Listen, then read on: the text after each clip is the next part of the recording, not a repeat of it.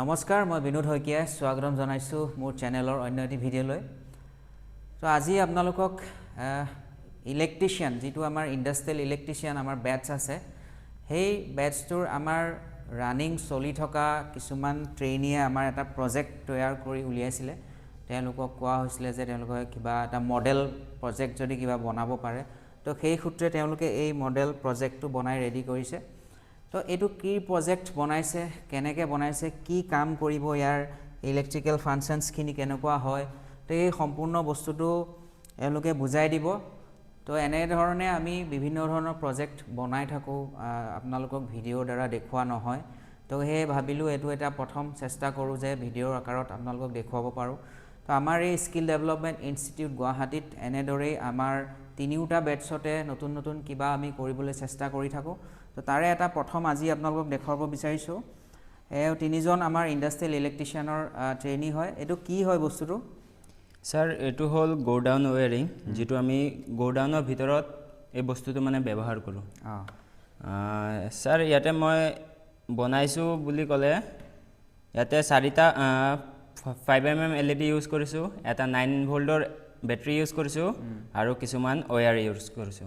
হে সকলো বস্তুৰে এই গোডাউন ওয়্যাৰিংটো মই ডিসপ্লে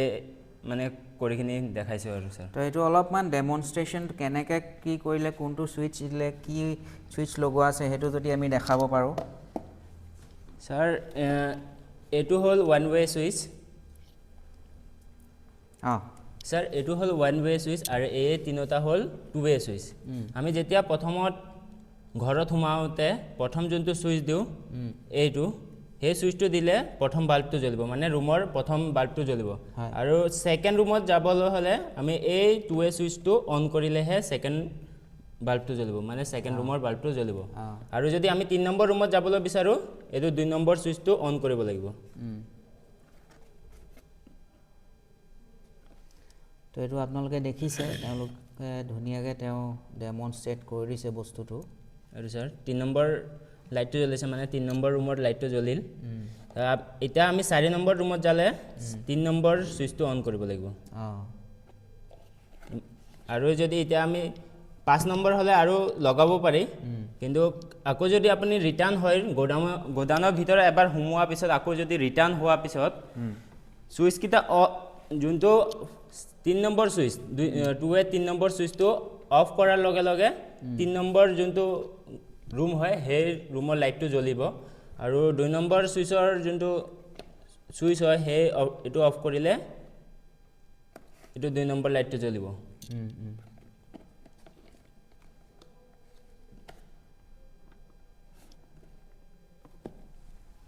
মানে স্যাৰ তো আপোনালোকে দেখিলে এটা খুব ধুনিয়াকে তৈয়াৰ কৰি উলিয়াইছে ইয়াতে কিছুমান LEDs আছে ডায়োড আছে এটো বেটাৰি আছে স্যাৰ বেটাৰিটো ভিতৰত আছে বেটাৰিটো ভিতৰত এটা বেটাৰি দি থোৱা আছে তো এটো এটা সৰু তেওঁলোকে চেষ্টা কৰিলে যেহেতু গোডাউন ওয়াৰিংটো এটা খুব এটা ইম্পৰ্টেন্ট ওয়াৰিং যাতে আমি তাতে one way to way switch কেনেদৰে ব্যৱহাৰ কৰা হয় যাতে আমি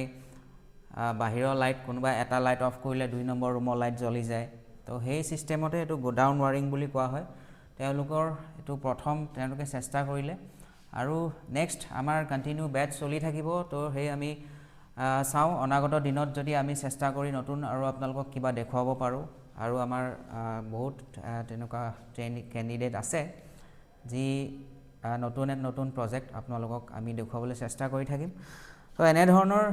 ভিডিও যদি আপোনালোকে চাব বিচাৰে তেনেহলে চেনেলটো সাবস্ক্ৰাইব কৰি দিব আৰু আমাৰ এডমিশনৰ ওপৰত যদি কিবা আপোনালোকৰ ইম্পৰ্টেন্ট জানিব লগা থাকে তেনেহলে মোৰ